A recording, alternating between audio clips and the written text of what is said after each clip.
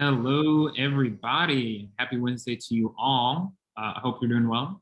Settling in, maybe just getting some lunch together because you're here for another session of Sustainable in the City, thinking Upstream. Can you all believe that it's July next week? No, it still feels like June 2nd. My head's spinning. But can you all believe that we don't have that much humidity today? It's a great day. Beautiful weather. It is nice weather. This kind of cooler mornings. It's been nice. I was actually cold last night. Cold. I'm wearing a cardigan right now. That's mostly for stylistic options, not necessarily reasons, but not necessarily temperature related. But regardless, I'm wearing a cardigan. It's been nice. It's nice to get out. Things are happening. People are getting out. Movies in the park. And then if anybody's gone to any of the movies in the park this summer, it's fun to actually like get out and do those kinds of things and see people doing things together. What is Thursdays 9 to 5 with Dolly Parton? We'll be there, which is why I'm sharing it. So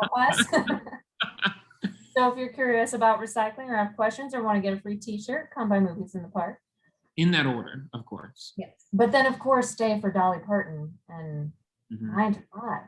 Yeah, I still haven't gone to a movie theater yet. I'm waiting until Dune hits the theaters, and then I'm just gonna make that be my first movie foray experience. All right, looking forward to it.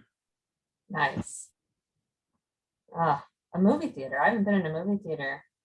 I mean, it was way pre-COVID before the last time I think I was in an actual movie theater. It was probably 2019 for me, sometime in 2019. Oh, you've got people joining you for June. Nice. Oh, I literally cannot wait. Yes. I already reread the first book in anticipation when the movie was in production. So yes, I guess I'm a fan. Oh. Rereading the second book presently. All right, there you go, Victoria. All right. Well, while we're waiting, does anybody have exciting summer plans going on? Feel free to share in the chat or, share your lunch. I'm always interested what people are eating for lunch when they're sitting with us. Share both what you're eating for lunch, even if you're fasting. Share, let us know. And definitely let us know about your summer plans or just plans in general. Yeah. I will start. I had a sandwich. It was all right. And for summer, I am going to I'm going to go to Europe, y'all, in August. Woo! That's so exciting. It's my first time. I'm really excited. Which part, Patrick? Going to France and Spain, Paris, Barcelona for 2 weeks. So I will be away for a while. So that also means for one of these Sustainable in the Cities, it's going to be Jenn and somebody else from the Urban Green Lab, maybe, or Jenn flying solo for that one. How do you feel? Boy.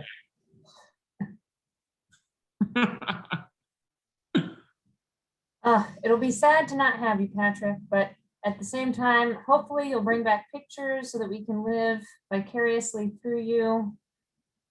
Beautiful place to go. Let's see. Sit well in Bass. Ooh, sailing in Barcelona, Patrick. No, I have never sailed, and I actually don't really like being on water outside of being at a beach. I don't know if I have like a fear of boats, but a mild fear, yes. Well, they're going to hold, Pam, hold your recommendation on that, or maybe send it my way, because I would love to know that. Share in the chat for sure, Pamela, because I feel like Jenn would probably get some use out of that more so than I would. But I like seeing sailboats from the beach. There you go. All right, well, perfect. Ooh, they're looking it up. Excellent. Well, we're 5 minutes in, so I think we've got a good bit of folks that are here joined with us today. So we'll go ahead and get started into our awesome presentation today. As always, I'm Jenn Harrman. I am the Waste Reduction Program Manager here at Metro Nashville, and I'm with my best co-host, Patrick King with Urban Green Lab. Before we get started today, just a couple of notes and reminders. One, if you have questions for our guest today, please throw those in the chat. We will have plenty of time at the end for questions. So make sure to keep those in the chat, keep them coming. If you have not checked out our Sustainable in the City Thinking Upstream series, and this is your first time here, there are so many videos and episodes for you to catch up on YouTube. So we'll pop that information in the chat so you can follow and like and subscribe and do all those things and watch all the previous episodes from Sustainable in the City. And then if you have any, what else? I think that's kind of all those basic things. Just a quick note I am going to throw out here at the top is that, so Metro Public Works in pretty much really just the solid waste piece. So where I live here at Metro Public Works is moving over to Metro Water Services. We're changing departments, we're not changing anything that we do though, but I am sharing this with you all today because all of our website information about recycling and being zero waste and all of those great pages and all of our webinar information, including our Sustainable in the City information on our website has changed. So I will be popping that in the chat so that you have those new websites to go to. If you go to recycle.nashville.gov, that link is still active and live and it'll take you to those new pages, but I just wanted to share that with y'all. If you notice that it may have disappeared for a moment, just a change that we are making here internally. And then with that though, Sustainable in the City, this is the end of Q2. It's going to be a great end, but we are moving into Q3. And so let us take a quick look, sneaky peek here at Q3. So we do have our Q3 is live and you are able to register. Patrick is going to send you that follow-up email he always does with all of the links to register to all of these awesome new episodes for our Q3. So we've got Socket is coming up next. So their Nashville sustainability outlet. We've got Jennifer Westerholm, as well as Laurel Creech from Metro General Services that are going to join us. So that's going to be our next episode in July. Super excited about that. We're going to be talking sustainable fashion, sustainable events, and Live on the Green, talking about that. We haven't quite nailed down our 2nd August one, but we'll get you that information as soon as we do. And then we're going to talk all about food waste and composting in September. So you can get ready for that as well. So get excited, start registering. We'll get you those links. And with that, Patrick, I'm going to turn it over to you to introduce our awesome guest today. Jen, thank you so much for all of that. And I just wanted to say, you said we're coming to an end and there was a little bit of finality on that. So it was like, oh no, don't come. No, just Q2. We're just debuting Q3. We got some great stuff lined up for y'all. But we got even some greater stuff lined up for you all today because I have the honor of introducing the Executive Director of Turnip Green Creative Reuse, Leah Sherry. And with that, I'm going to turn it over to you, Leah. Thank you, Jen. Thank you, Patrick. Those upcoming programs look really fun. I'm excited to attend. Appreciate you all having me today. Good on screen? Perfect on screen. That practice paid off. Thank you. All right, so like Patrick said, my name is Leah Sherry. I am the Executive Director of Turnip Green Creative Reuse, and we have a mission of fostering creativity and sustainability through reuse. And I took a look at a lot of the panelists joining us today. Thank you all for making time for this. I saw a bunch of friends, old friends, and hope to make some new friends after this too. So even if you've been to Turnip Green, I hope that you learned something in today's presentation. So basically, I saw in the description of this program, I really appreciated it because I get a lot of people talking to me about being an environmentalist or sustainable and saying, I do great, I recycle, and that is great. But it is really important to remember the other R's that we really need to be thinking about before we go to recycle. And reduce and reuse are the two most common R's that we hear, and I focus a lot in reuse, specifically creative reuse. So the definition of reuse, it's an environmentally preferred alternative to other waste management methods, and it keeps new resources from being used for just a little while longer. And it really helps move us from this linear economy more towards the reuse or circular economy, which is just better for everybody. There are a ton of types of reuse. So here's a few examples. There's certainly more than what's listed here, and I'm happy to share this presentation. So there is a link with more specific definitions and examples of all of these types of reuse. Like I mentioned, I'm here today to talk about creative reuse, which I feel is the area that I get to luckily dabble in most and am most familiar with. And creative reuse, defined by the Reuse Alliance, which is a fantastic group, it's when the addition of creativity is added to an already manufactured item and it brings a new function. It could be a CD case becoming a bird feeder, wine corks turned into a cork board, a t-shirt into a tote bag, which I'm going to actually share how you can do that yourself if you don't know already. So those are examples of creative reuse. And the way that Turnip Green Creative Reuse makes that possible for our community is we accept material donations. We kind of operate like a thrift store, but maybe for materials that are kind of hard to recycle or hard for other traditional thrift stores to accept. And we basically throw it back to our community who visits us to decide what happens with those items next. And we, of course, always encourage a creative and sustainable route.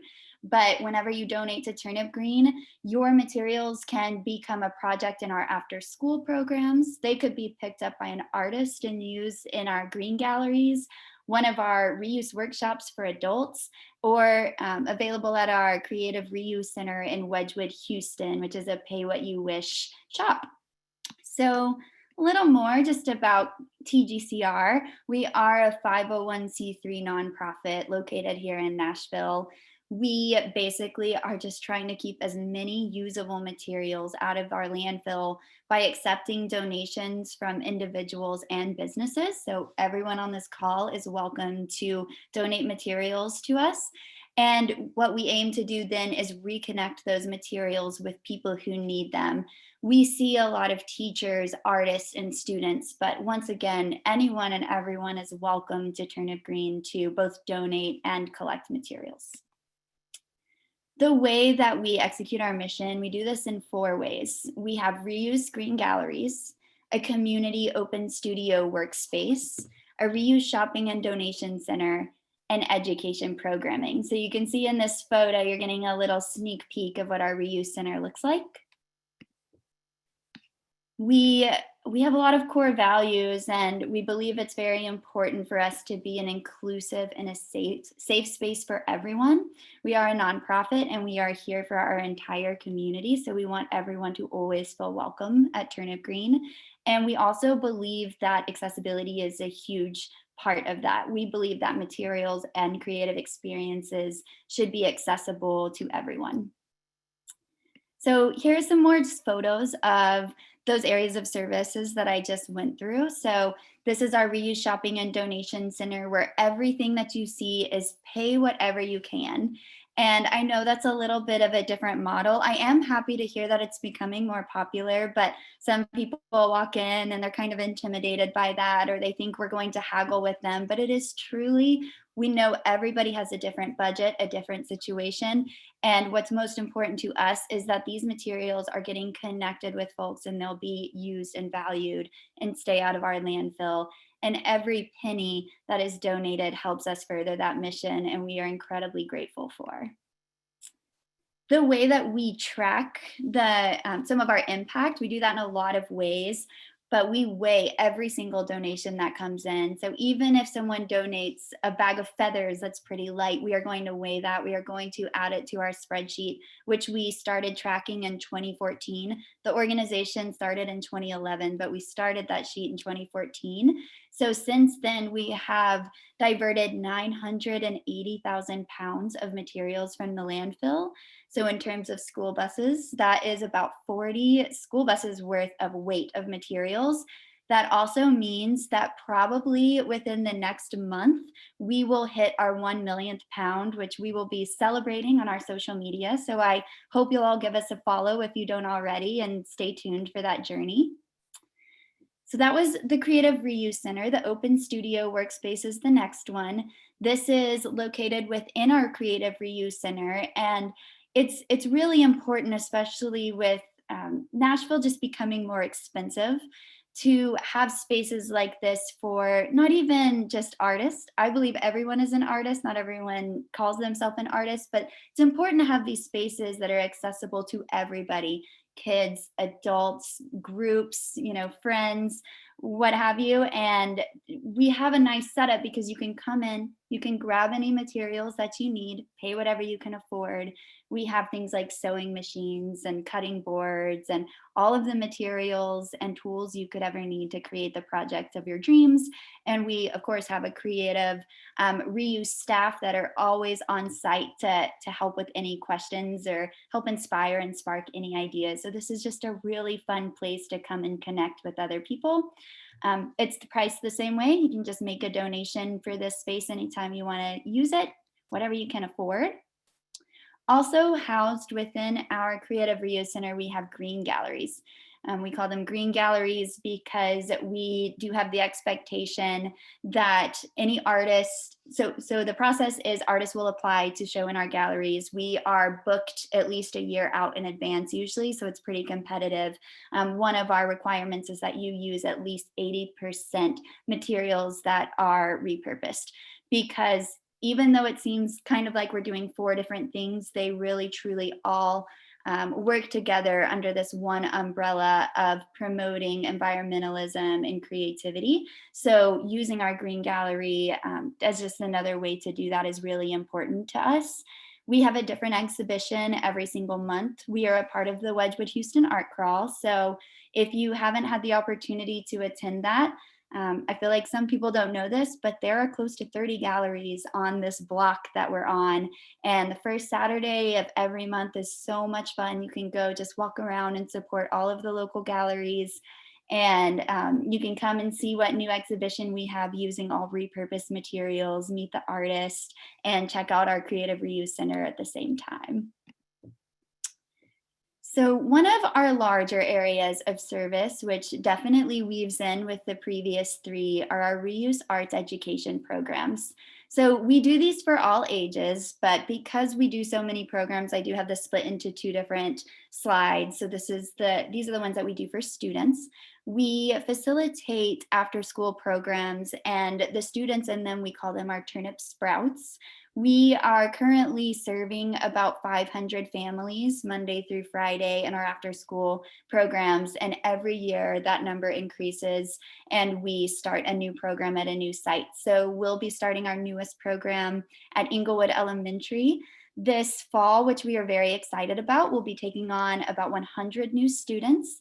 And we will be working with our STEAM curriculum, which is science, technology, engineering, arts, and mathematics. We really believe in the STEAM cross-curricular concept. My background, I was a public school teacher. I worked in a STEAM school. I taught kindergarten through 9th grade, algebra, geometry, arts, and about everything in between. So we really have seen a lot of positive data to support the power of cross-curricular programming, and especially a lot of data to support the arts being in there. So if you hear somebody say the word STEM, I would encourage you to correct them and say STEAM or even STREAM, which is reading, because the arts are incredibly important for all ages, and especially our Turnip Sprouts. So essentially what we do, you saw photos of the Creative Reuse Center. We are getting about 200 pounds of materials donated every single hour that we're open. So we are getting a lot of stuff. Last week, we had a record-breaking week. We received 2,000 to 4,000 pounds of materials every single day we were open. So that's very exciting because that means there is a lot of stuff being diverted from the landfill. That also means there's a lot of stuff that if it doesn't get picked up by customers, we need to say, what can we do with this? Because we will not throw it away.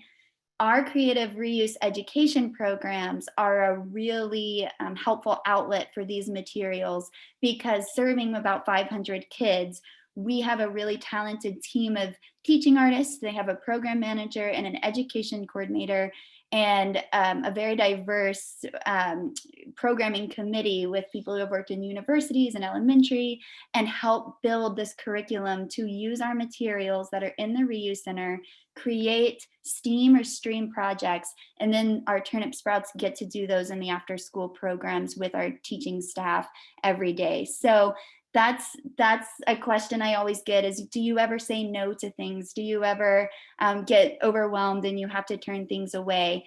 We really believe in making sustainability and creative reuse convenient. And we believe that if we start saying no, or making it confusing, or making people have to wonder what we take, when we take it, will we take it today or not, that just doesn't make it easy on our community. And at this point, we have the necessary tools, which is pretty much just creativity and community, and a really creative, hardworking staff and volunteer team that can figure out how to weave those materials into our education programs in a really meaningful way. Another question I get asked a lot is everyone a volunteer? We strongly believe in valuing our teaching team and our staff in the form of paying them. So they do get paid to do these programs, and that also helps retention rate, because it's very important for the students in our schools. They are 100% low income. These programs are 100% free to them to attend. And it's so important that they get to continue relationships with our team, and we don't go in and out of their lives. So for all of those reasons, we definitely pay our people to facilitate these programs, and they all do an incredible job. We serve adults too.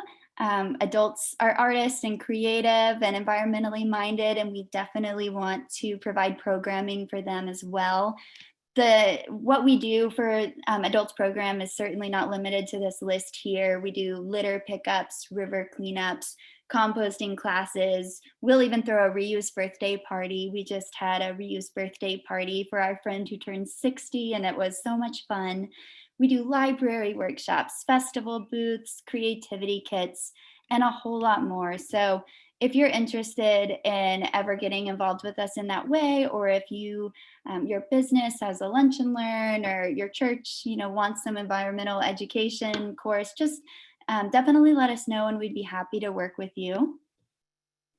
And one other exciting development there was a lot that happened during the pandemic, which I'll talk about in a few slides, but one of them was we actually started a community garden again.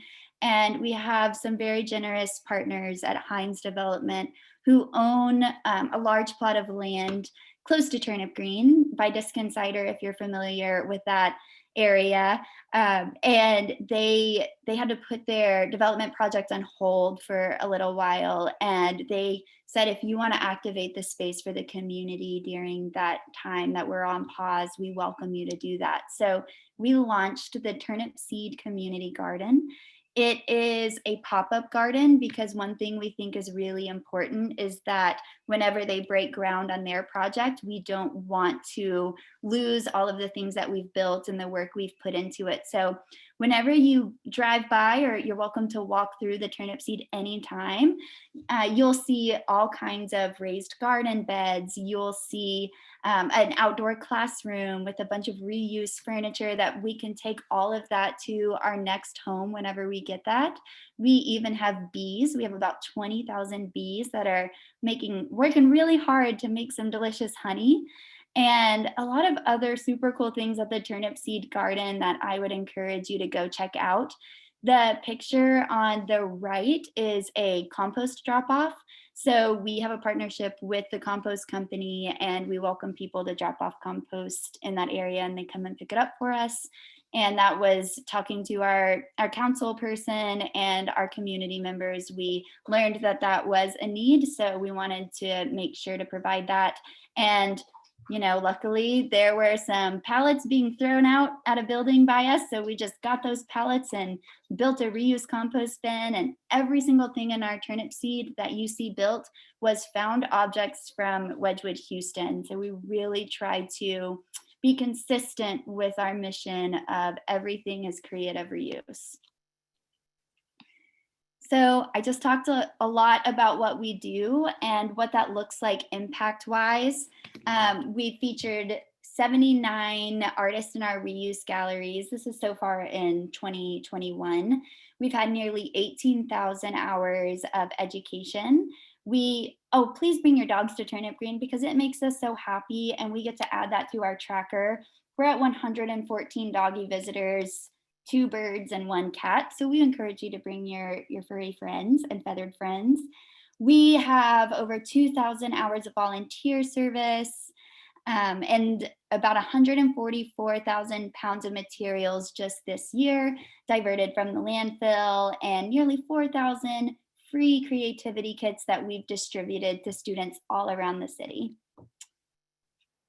One thing I really like to remind people of or let people know is that creative reuse can be for everyone. I already mentioned that I hear a lot of people say, I'm not an artist, or I don't really know a lot about how to be sustainable. But the truth is there is something for everyone at Turnip Green. And if you need help making that connection, I would love to invite you for a tour, come hang out with us. And I don't think we've met anyone to date who hasn't found some sort of material or workshop or art piece they've liked, or some way to engage or fit into the Turnip Green narrative. So it is for everyone. And an example I like to give is the NFL draft, because if you were in Nashville at this time, you were probably very familiar with this very large scale event. And if you look at the world through an environmental lens, like the Turnip Green crew does, you probably thought, that's a lot of people and that's a lot of stuff. And where is all of that stuff going? So we did partner with the NFL draft and they agreed to do a few things. Number one, I loved all of this. They let us set up a reuse sort of like pop-up gallery. So you can see artists Mike, Wendy, and Randy Purcell on the right, and they were actually taking materials from the event that would have otherwise been discarded, and they were making all kinds of amazing art out of it. They even made instruments out of old footballs that people could walk up and play. So it was very engaging, very fun, and allowed kind of a different audience. We're not usually at sports events in this way, especially the NFL draft. That was a first for us. But you can really weave creative reuse into almost any type of event. So as long as you're creative enough, there's a connection to be made. So the other thing that we did was we collected about 6,000 pounds of materials that were left over from the draft that once again would have otherwise ended up in the landfill, and we found solutions for them. There was so much in volume that they rented us a warehouse for a little bit because we're like, we want to do this and we want to do this correctly, but we might need a little bit extra space with just the sheer amount. So you can see on the left, these were a lot of the banners and the signage that were displayed all over the event. And we basically brought them to our reuse center. We started partnering with schools, reaching out to our artist community, and all kinds of things were made. I love this dress that was made. This is one of our most loyal customers. She's so creative. And these are the football instruments I mentioned on the bottom right, out of scrap wood and some of the old footballs. So just once again, lots of creative tie-ins, and creative reuse is truly for everyone and for every event. So I know 2020 rocked everyone's worlds with the tornado and the pandemic and the bombing and just so many other, heavy things that we were all going through together.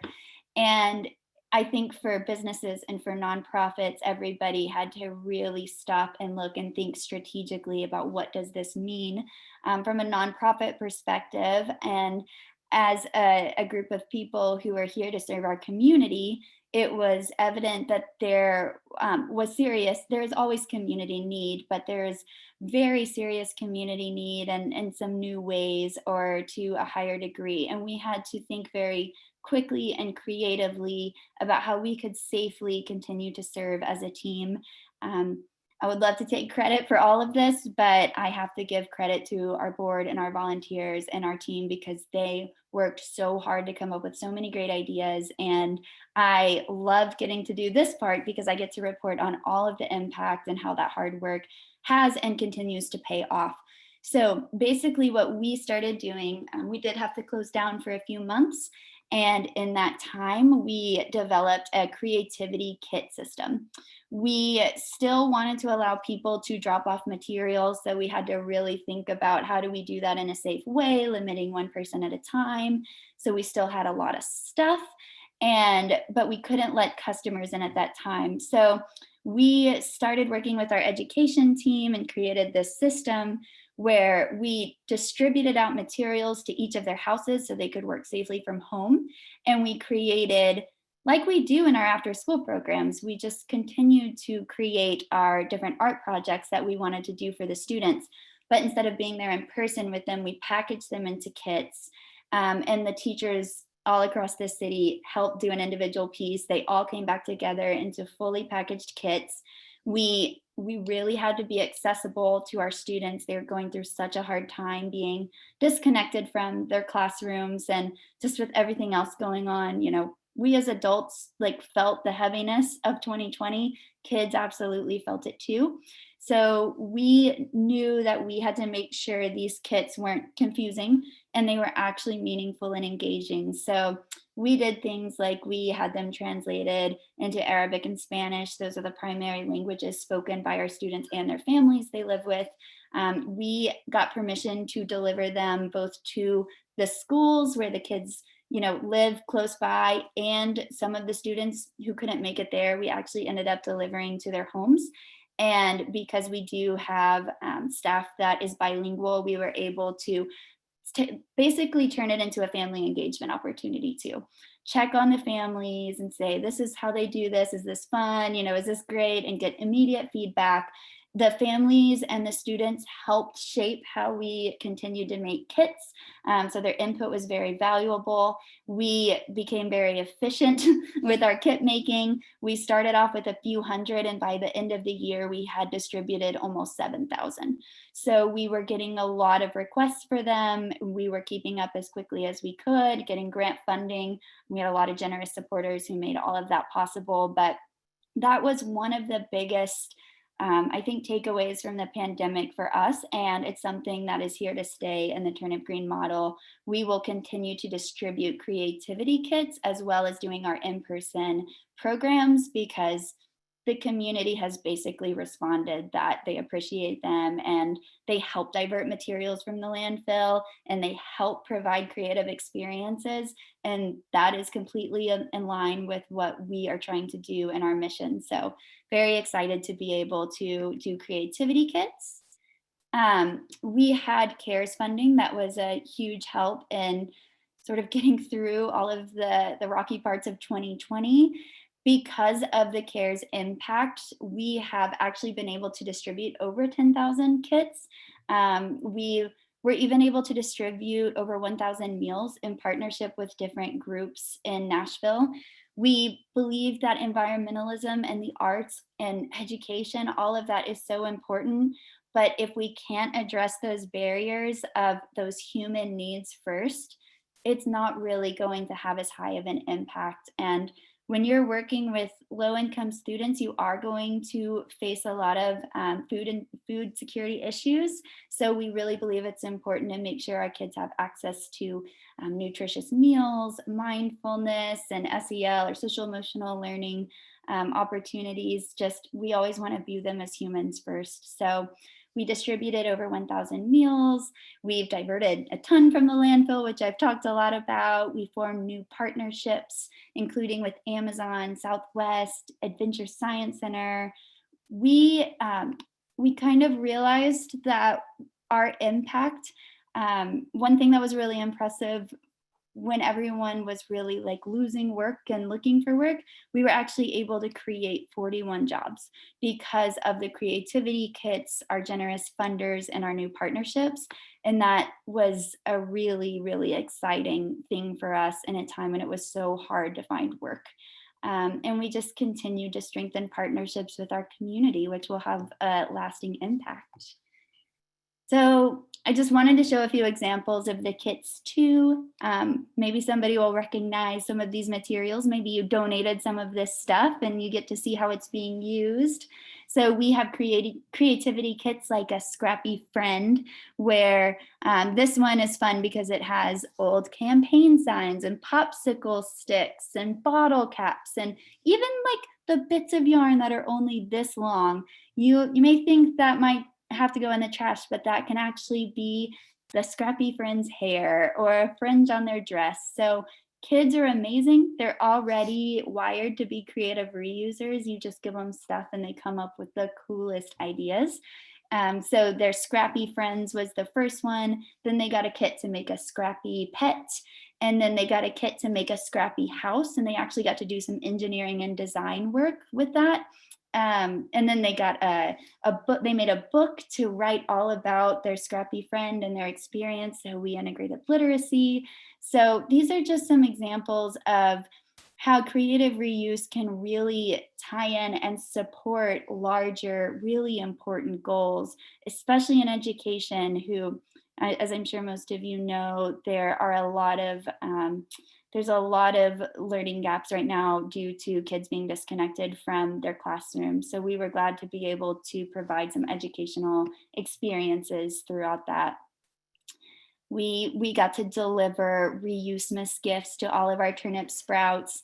I love his little happy face, and meals for their entire families. Just another example of how partnership and community and creativity, not even just during like a global pandemic, but always can be very meaningful and make a difference. And that is how Turnip Green likes to operate.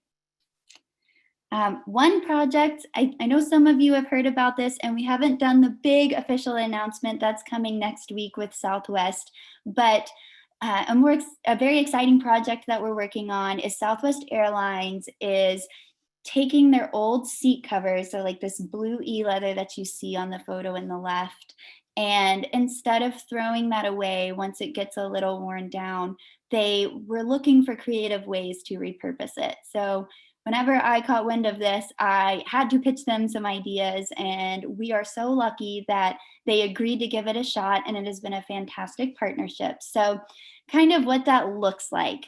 We call it the Turnip Seat, which is sustainability, education, arts, transformation. And this is kind of an infographic about how it's working. The Southwest Airlines will deliver 1,100 seat covers to Turnip Green every single month. And we have a team of artists and an amazing, we call her our leather reuse lead, who take these items and they repurpose them into all kinds of cool items, including creativity kits that go back into the community. Artists are able to sew things like backpacks and purses and sell them in our artist market and our green galleries, and then they're able to build revenue in that way. So we're really working to make this a sustainable ongoing program, while doing other really important things like diverting materials from the landfill, creating jobs, providing education and empowering opportunities. We're looking at this through an equity and diversity lens, and especially with the job creation and with our muralists, we were able to hire some muralists who were all BIPOC, and they actually, Southwest had to buy us some shipping containers to store all of these seats in each month, and they were all muralized, because whenever a Turnip Green staff member sees a blank wall, that is a canvas and an opportunity. And so we definitely took that. And so we're also creating artisan opportunities, and we're just building community through this project. So here's a little bit of how it's going. You can see what that empty truck looks like. It's always a good feeling when we get it all offloaded and then into the shipping container. And then you can even see on the far right some of our amazing team members who are packaging them into those creativity kits that will then be redistributed to our community members. And I just think this is such a great example of the Turnip Green team. Man, I am so lucky to be with them. They are very sharp and clever. But one thing we always have to think about with creativity kits and packaging is, what are we going to use? Are we going to use the 500, gift bags that just came into the center? Are we going to have to make bags out of all of the bubble wrap? We have to think about this every time.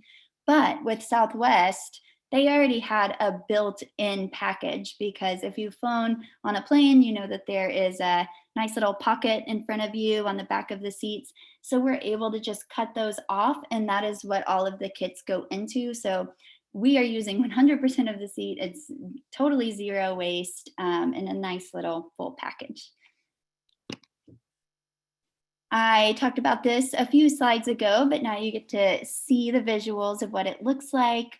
These are some of the photos of the murals in progress. I encourage you to go to the Turnip Seat where these are located, and that's the one right by Diskin Cider, super close to Turnip Green. And you can see the 3 murals done by our 3 very talented artists. You can see that they're very Southwesty, but they all have a really unique and an individual sort of artist touch on them. So they turned out really lovely. I can't wait for you all to go see them. But whenever you're driving by, you can know there's 1,100 seats probably in there that are soon going to be backpacks and bags and mobiles and all kinds of other fun things. And something we're really looking forward to, which once again, this hasn't been announced quite publicly yet, but Southwest has given us permission to talk about it. So whenever we wrap up our first sort of part of this project with them, which will be next summer, they will actually be taking over 1,000 of the artworks created from the seats by our community members of all ages. And they will turn into an exhibition at the Nashville airport. So that's really an incredible opportunity for artists. It's an incredible opportunity for our students, because people from all over the world will be seeing their work, seeing the names behind it, and just really getting a glimpse into the power of creative reuse. You may never would have thought that the plain seat you're sitting on could turn into a backpack for a child in foster care, a duffel bag for them. But it's important that everywhere we go, we really start to look through that lens and see all of those opportunities, because that's one way we can approach the serious waste crisis we're all in. Here's some more examples: the mobiles, bags, collages. This is the Southwest team doing a delivery that was taken a few weeks ago after they distributed about 1,400 art kits to kids in our community. So that was a really special day for the team. Hard work paying off.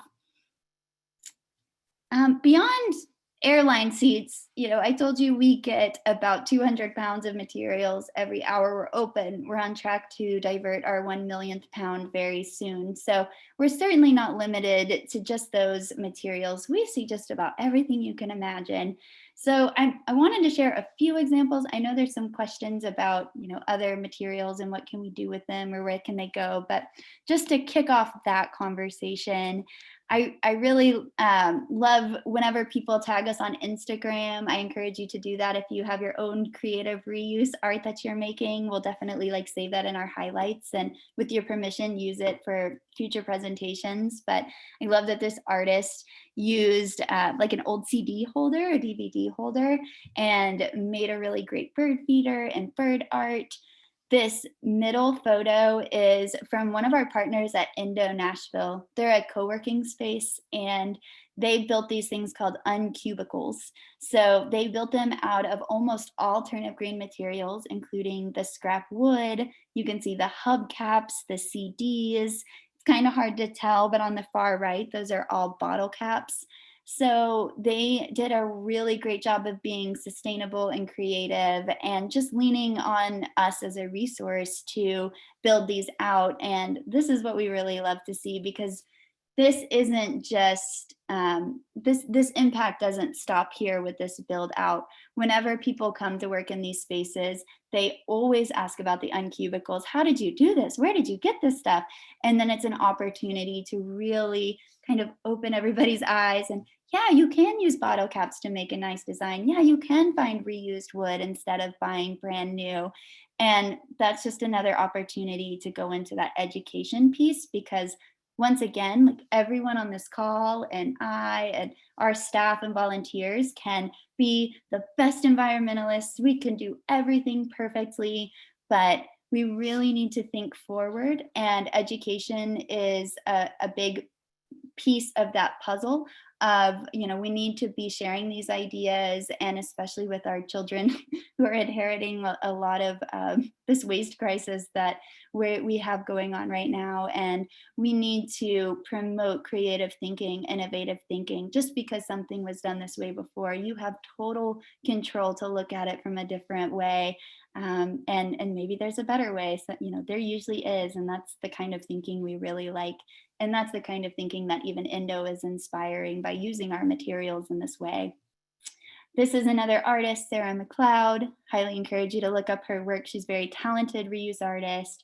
And she just finds all kinds of fabric and other found objects at Turnip Green. And she makes pouches like this and other beautiful work. This one was the first two were sent to us yesterday by one of our team members, Anya. So Anya's catchphrase is, "You can put a plant in that." And if you go to the Creative Reuse Center, you'll probably see her. She's our materials diversion manager. And if you bring almost anything to her and say, "Do you take this?" she will probably say, "Yeah, you could probably put a plant in that." And I really, really liked these planters she just made, because you might not be able to tell because they're so beautiful. They look like they're from a store, but they're actually parts of an old ceiling fan. So one thing that we like to do at Turnip Green is, if we get a ceiling fan, that's a great example. It might be kind of big, kind of bulky. People might not ordinarily come in and be like, "I'm going to take that ceiling fan that maybe works." But we do a lot of deconstruction.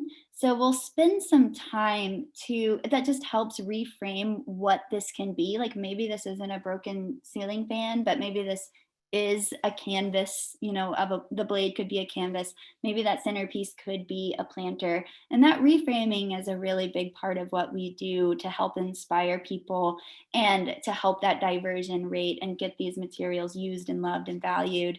But yeah, I loved those. And then this is a piece of artwork that was in our green gallery a few months ago, all Turnip Green materials once again. So people just get so creative, and I love seeing all of the ideas that they come up with. It's really nice to let the community sort of drive what happens with these. Some more photos from the Green Gallery on the left. Recently, we had a really great exhibition. Two artists made all of their own clothes out of turnip green fabric, and it kind of had like a spacey vibe. And they even made the changing room in the gallery out of turnip green items that they found. This is a really popular one. We call him Dan, the reuse man. He is our reuse action manager, and he also oversees the Turnip Seat. So if you ever have questions about green building, permaculture, like anything plant related, he is your guy. And this is a greenhouse he built out of all found objects. And there's actually he does a tour of his whole greenhouse, so you can take a look inside and learn more about every item and all of the creative touches he put on his greenhouse if you go to our YouTube channel.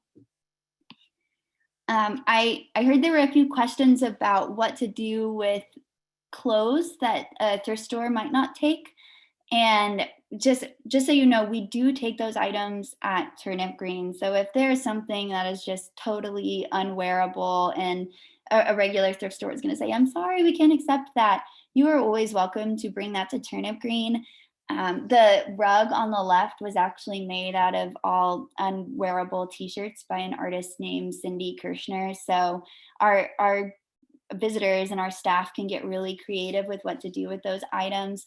A lot of people make t-shirt yarn and all kinds of other things, and they can always, like that scrappy friend kit, they can always go into an art kit too. And if adults and other visitors from the reuse center don't figure out what to do with them, I guarantee you our very creative, talented turnip sprouts will. So clothes like that, totally welcome to donate. This picture is a little blurry. I apologize about that. I tried to make it bigger. But I think probably a lot of people are wondering about plastics. I know there's a lot of changes with plastics and what's accepted in recycling and what's not. So an example of something that we did with a bunch of these clamshells is we made miniature greenhouse kits for our students. And you can also see that we used the old like toilet paper cardboard tubes to make the biodegradable planters inside of them. So that's one idea for inspiration. But I will say, and I'm probably preaching to the choir here, but with plastics, I would highly encourage everybody to really focus on that first R, the reduce, because we we just have too much. And I think everybody understands why it's toxic and it's a problem. And we're trying to quickly figure out solutions for what we do have, but a pretty immediate solution that we can each take individual action right now is reduce our plastic that we're actually buying.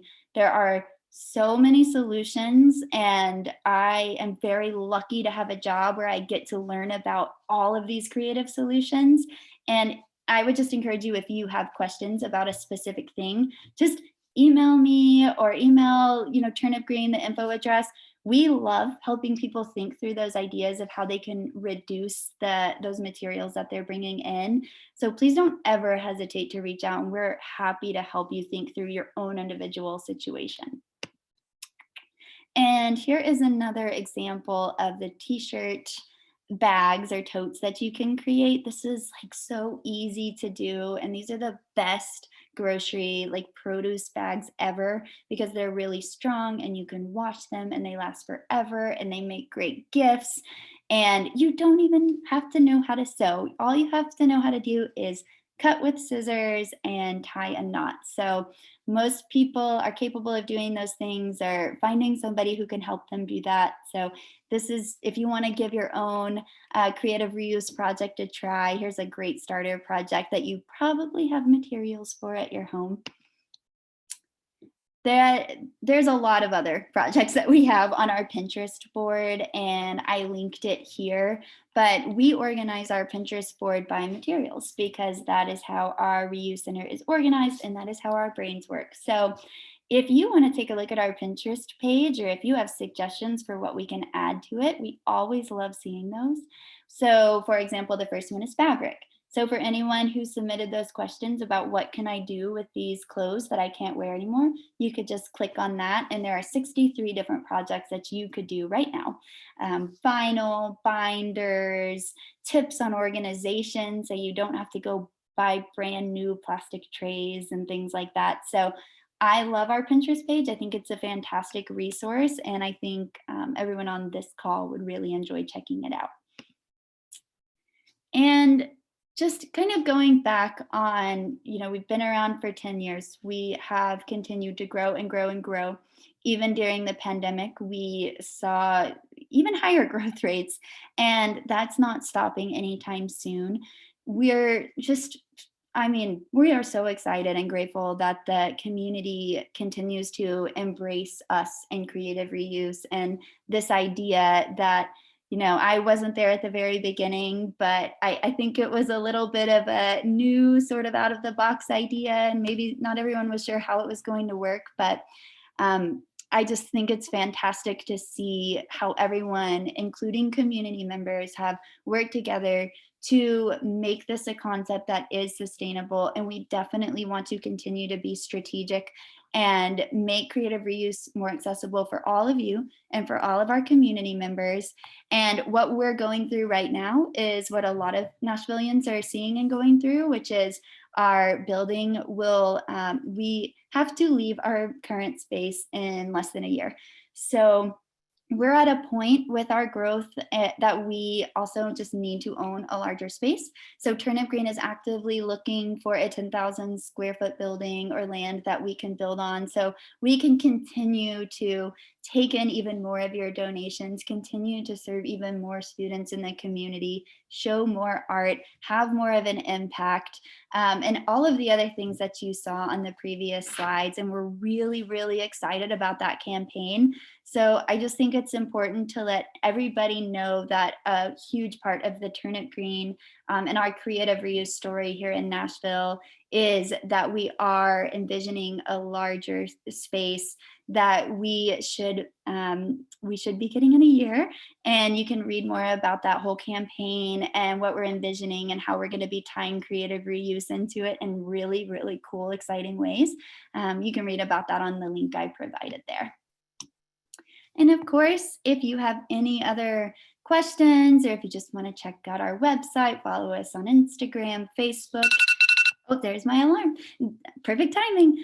You can check those out here, and I invite you all to email me if you have any questions, ideas, concerns. I love talking to people in the community. I love showing people around Turnip Green. It's my favorite part of my job is that I get to connect with others who really care about this work, and I can't do it alone, so I need you, and I would love just to talk to you more about all of this. So thank you again for your time. Thank you so much, Leah. This was so fabulous. I'm sure everybody is like itching and ready to start getting into creative projects. I've had so many ideas going through my head. So this was just really fabulous. And I love that. I know anytime I hear you talk, you always really push those. I recognize we run the recycling program, but recycling is not the answer. There's all those other R's that we really need to focus on. So I just really appreciate you always pushing, especially that very first one, to reduce first, then reuse, then recycle. So Patrick is going to go through your questions, but I did just want to share, because I've got the list. When we had you all register, we asked you if you had questions about things that you were having a hard time recycling, or not recycling, but reusing in creative ways. So Leah has already hit on a couple of those items, those plastic clamshell containers that you were wondering about. But I'm just going to throw a couple more of those out for you, Leah, if you have any other thoughts or options, or if there are items that Turnip Green can accept. So I'll just throw a few of them at you and you can answer them all, and then we'll hop into the other questions. So we've got styrofoam, we've got wooden pallets, and a lot of folks are wondering about old electronics. And I will throw out that you can take electronics to a convenience center, and we do accept those for refurbishing and recycling. So some of those do get recovered and reused. But are there other options for those through your reuse programs? Yeah, so, okay, styrofoam was the first one. Styrofoam is a tough one. I'm going to say the same thing I said with plastic. Like, let's focus on that reduce, because styrofoam is awful. And I also, I won't get too far into this, but I also think that every single person on this call has the power to, like, I hear this example a lot, like I have to get medicine mailed to me and it comes in a styrofoam container. And there are some things that it's just hard for us to control. I understand that. But one thing you do have power, recognize where you have power. You can email that company. You can get your friends to email that company, and pressure is what has moved these important things that we care about forward, and unfortunately it's not always just someone being like, I'm just going to be in charge and do the right thing. Like, we as people have a lot of power, especially if we work together. So I would say that reduce where you can. Turnip Green can accept large sheets of styrofoam, and EFP is a place that you can take it to recycle. I would recommend just like giving them a call first, because I know their rules occasionally change too. So you don't want to make the drive and then them not accept it. And then one really fun one is if you have like the styrofoam coolers, those can be really great for organizations like Pet Community Center. They can be used for cats. So I think that's a fun, creative reuse way. But yeah, I would encourage reduction as much as possible. And then the second one was pallets, which I think we may even have a board on our Pinterest for that. But people have gotten really, really creative with pallet art. I have seen all kinds of furniture made out of old pallets and broken pallets. Like you saw in our turnip seed photo, we built a compost bin or collection site out of old pallets. So that one, I mean, they just make great canvases. You can like deconstruct them. I made a fence one time out of pallets. I would also say Dan, the reuse man at Turnip Green, man, he, like, if you want to talk to him about pallet reuse, he will tell you more than you ever want to know. So if I didn't give enough starter ideas, he's a great resource. And the third one was electronics. So you mentioned the electronics recycling. We also take electronics. We have some really cool folks who actually come in and they love going through our electronics section. And I like seeing this because Patrick and Jen, you get to see how great I am at like computer stuff in our practice round. So it's not an area that I'm totally knowledgeable in, but I love seeing these folks come into Turnip Green and like spend hours and hours in our electronics section and like deconstructing the things, taking the pieces and the parts that they know that they can make something out of or sell for, you know, a higher value. So there are those people out there, and I know the issue is getting connected to them, but Turnip Green can be a great resource for you because they're coming in. I promise. I see them like every day. So don't hesitate to donate those items to us too. All right, and we do have some questions coming in. If you have any more questions, members of the audience, if y'all have any other questions, feel free to put those in the chat and we can get to them. It is 1 p.m. though, so I am going to briefly pass it back to Jen. For those of you who were only able to join us for lunch, thank you all for being here. We do have a couple of things we want you to know before you have to hop off. And if you are able to stay on the call, please do. We're going to get through our questions shortly after this. And now I'm having the technical difficulties. This is excellent. It happens. Okay, so much clicking. Here we go. It's just the same slide y'all are used to at the end, but just reminding you that our next episode is July 14th. So I think we've got 3 weeks instead of 2 weeks until our next episode. So there's a little tiny break there, but please come back for us for July 14th with Socket. It's going to be great to learn about all that they do both for Metro Nashville and trying to promote sustainability throughout Metro government, as well as what they do for the community and the education that they provide as well. So definitely come back for that. We will send you a link to sign up and register. I'll pop that in the chat here shortly. And if you have any questions or have any ideas for we still have a 4th quarter that we don't have, haven't scheduled yet. So if you have ideas or if there's anything that you want to know about, any topics in particular, email us and let us know so that we can try and find some good speakers and get your questions answered or talk about those topics. And with that, thank you again to Leah for being here. This has been incredible. But we're not leaving you right now. For those of you that have to go, we'll see you next time and we'll hop right back into those questions. And with the quickness, first question we have here is, do you all accept old electronics as well? That's been answered. But what about rugs and furniture? Yeah, we usually recommend reaching out to a thrift store about those items first. Right now, it's a little bit of a space issue, which is why we're trying to get into that larger space so we can work in those ways. Junk Drop is a really cool partner of ours that helps sort of in a similar way that Turnip Green operates. They do a really good job of even providing pickup services and helping connect furniture and items like that to people in need. So definitely check out Junk Drop. And then if you ever have trouble, like if I know that this happens, like you go to a thrift store and they reject furniture, let us know because we can usually figure something out, or especially like advise on deconstruction where we can take it. So yeah. Okay, good to know. This next one is, I know the answer to it, but I think it'd be helpful for other folks to know as well. Are there classes for adults, those of us who might want to be more creative and reuse more? Question mark. Yes, there are. I love that question. So we have a community workshop calendar on our website. You're always welcome to check out. Now that we've had the Turnip Seed Garden, we have a lot more opportunity for outdoor classes. We're even doing some community classes like yoga and things too. But there's one with Southwest coming up that you might be interested in. We're learning how to make origami wallets. And we'll have that program on repeat because we have 5 machines and we want to make sure to work with each person individually. Even if you don't know how to sew, you're welcome to sign up for that. I think it's a pay what you can afford one. So hopefully everyone will be able to join that one. All right, Origami Wallet sounds really cool. And if, let's say, I don't know, a certain host of this fine program was interested in registering, I would go on the website to find out more about that? Absolutely. All right, perfect. Next question here is t-shirt yarn. Do you all have that for sale at the store? Actually, we do most of the time because we do have an artist.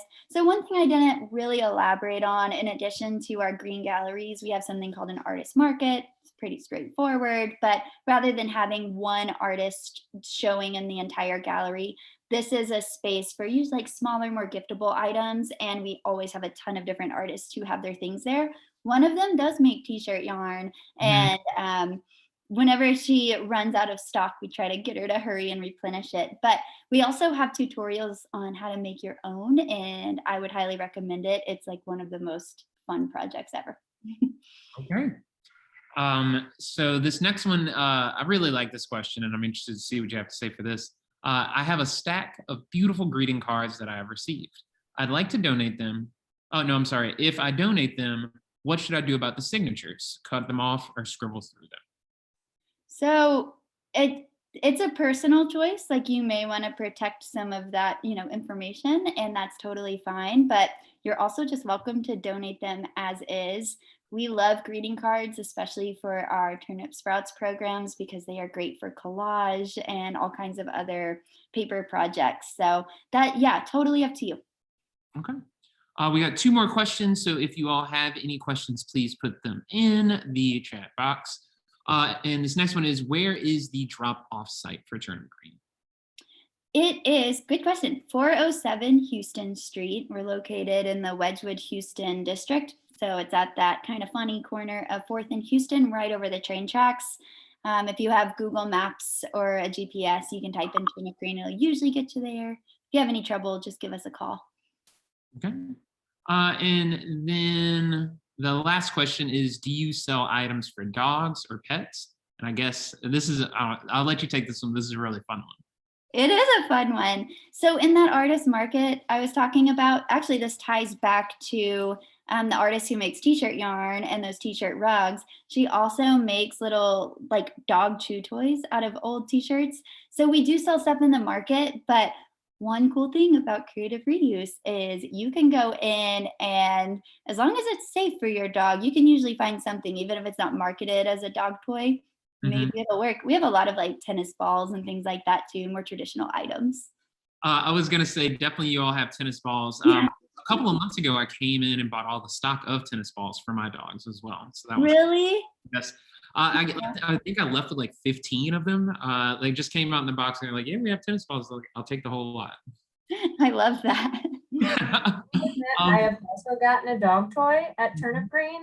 My little Pomeranian Chihuahua mix loved his little, he had a chicken, or no, it was a Chick-fil-A cow, and he tore it apart. And I Mhm. went to Turnip Green, I found another Chick-fil-A cow, and he was so pleased. I Oh took it my home, gosh. loved it immediately. It's in tatters, but we still have it. Yeah. Well, we do have dogs on staff.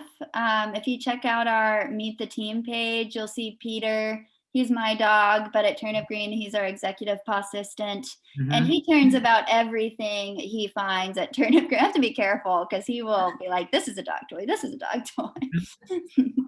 Yeah, Peter's a great staff member. I've had the pleasure to make it to see him several times. I will email him that feedback. Thank you. And if you could CC me on the email. And then just lastly for me, where can folks find more information about the new location campaign? So I have that link in the presentation, and it's on our website under how to support, and there's a capital campaign slide. Mhm. All right, well, perfect. Those are all the questions I had. Jen, did you have anything else?